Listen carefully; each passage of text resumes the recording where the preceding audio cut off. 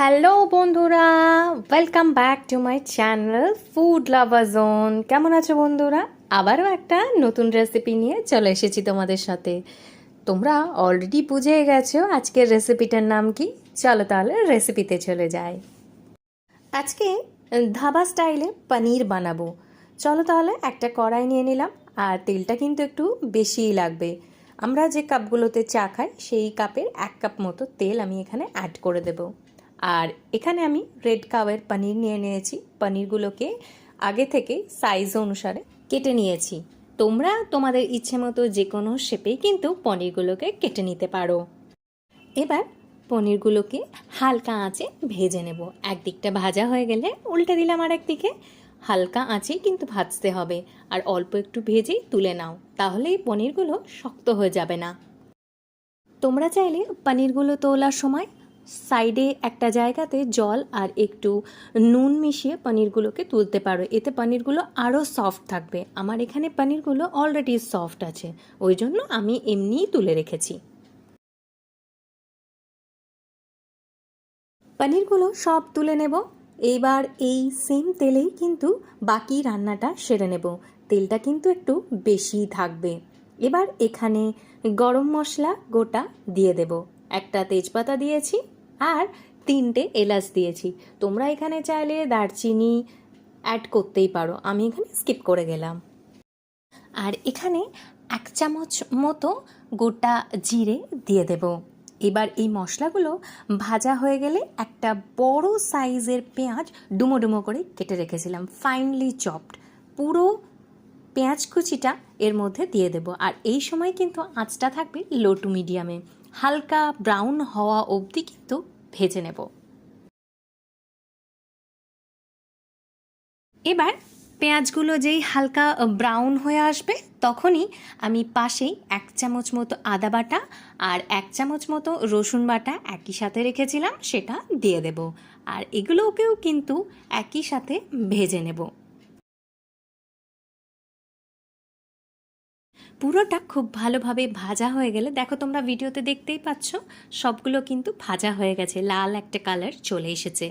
এবার একটা বড় সাইজের টমেটো চপড করে রেখেছিলাম, ওই টমেটোটা এবার দিয়ে দেব। টমেটোটা যাতে খুব ভালো করে গলে যায় সেই জন্য 1 চিমটি মতো নুন চারিদিকে ছিটিয়ে দেব। এই মতো অবস্থায় 1 থেকে 1.5 মিনিটের মতো ঢাকা দিয়ে দাও, তাহলে দেখবে টমেটোটা কিন্তু একদম গলে গেছে। এবার অন্য একটা জায়গাতে বাকি মশলাগুলো রেডি করে নেব। একটা ছোট্ট বাটির মধ্যে 1/2 কাপ মতো দই দিয়ে দেব, আর 1 চামচ মতো হলুদ, 1 চামচ মতো ধনে গুঁড়ো আর 1 চামচ মতো কাশ্মীরি লঙ্কা খুব ভালো করে মিশিয়ে নেব। একটা চামচের সাহায্যে খুব ভালো করে মিশিয়ে নিতে হবে যাতে কোনো লাম্পস না থাকে। তারপর এবার এই যে কড়াই মশলাটা দেখছো এটার মধ্যে ঢেলে দেব। এবার মশলাটা ঢেলে দেওয়ার পর লো টু মিডিয়াম আছে মশলাটা কষতে দিতে হবে। আর এখানে আর একটা জিনিসও কিন্তু দিয়ে দেব। দেখো আমি এখানে কসুরি মেথি নিয়ে নিয়েছি, এটা 2 হাত দিয়ে এইভাবে ক্রাশ করে তারপর চারিদিকে ছিটিয়ে দিতে হবে। এখানে পরিমাণটা তোমার আন্দাজ মতোই নিতে হবে, কারণ অনেকেরই কসুরি মেথির ফ্লেভারটা ভালো লাগে না। আমার কিন্তু কসুরি মেথির ফ্লেভারটা ভীষণ ভালো লাগে, তাই জন্য একটু বেশি নিয়ে নিয়েছি, ওই 2 চামচ মতো। এবার যেই দেখবে তেল বেরোতে শুরু হয়ে গেছে, দেখো অলরেডি কিন্তু তেল বেরোতে শুরু হয়ে গেছে, এবার পনিরগুলো দিয়ে দেব। তোমরা আজকে যারা আমার চ্যানেলের এই রেসিপিটা প্রথম দেখছো, রেসিপিটা যদি তোমাদের ভালো লেগে থাকে তাহলে অবশ্যই একটা লাইক করে দিও আর কমেন্টে জানিও কেমন লাগলো। আর সাবস্ক্রাইব বাটনটা হিট করতে কিন্তু একদম ভুলো না। আর পুরনো বন্ধুদের অসংখ্য অসংখ্য ধন্যবাদ জানাই পাশে থাকার জন্য।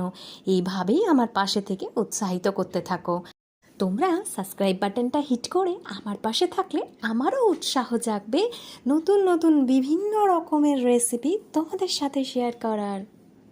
এবার আমি এখানে 4 থেকে 5টা মতো লঙ্কা চিড়ে দিয়ে দেব, আর ধনে পাতা একদম চপড করে রেখেছিলাম এটাও দিয়ে দেব।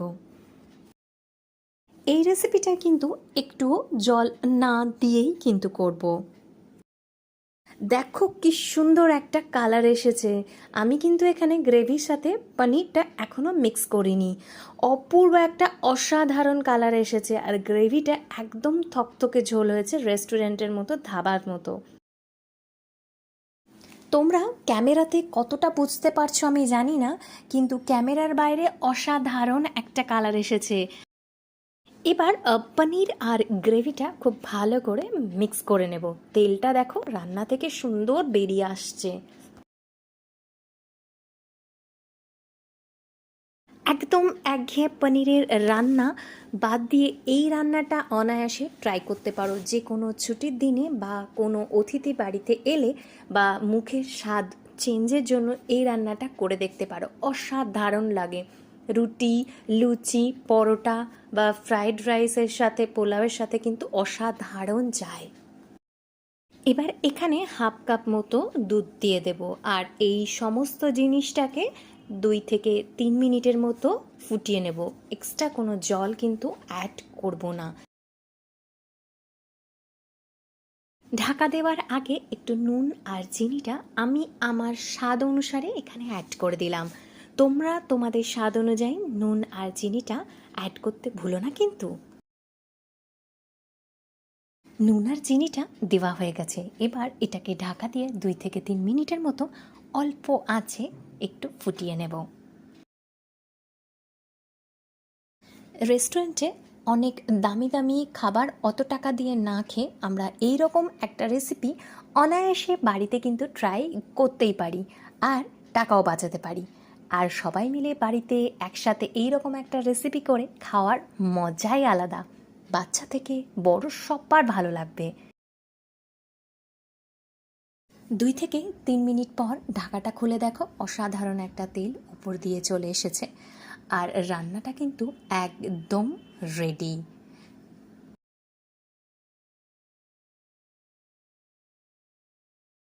আমার তো বেশ এই রকম নতুন নতুন রেসিপি বাড়িতে বানিয়ে খেতে ভীষণ ভালো লাগে। তোমরাও কিন্তু জানিও তোমাদের এই রকমভাবে নতুন নতুন রেসিপি বাড়িতে ট্রাই করতে কেমন লাগে।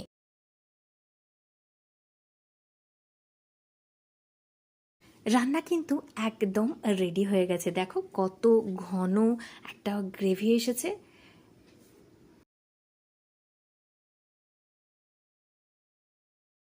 ধাবা স্টাইল পনির কিন্তু একদম রেডি। এমতো অবস্থায় গ্যাসটাকে অফ করে দেব, আর হাফ চামচ মতো বাটার দিয়ে দেব, আর একটা ঢাকা দিয়ে কভার করে দেব। স্ট্যান্ডিং টাইমের জন্য 15 মিনিট রেখে দেব। ওফ, অসাধারণ স্মেল আসবে। রেসিপিটা ভালো লাগলে লাইক করে দিও, কমেন্টে জানিও কেমন লাগলো, আর সাবস্ক্রাইব বাটনটা হিট করতে ভুলো না কিন্তু। Till then, see you, bye by.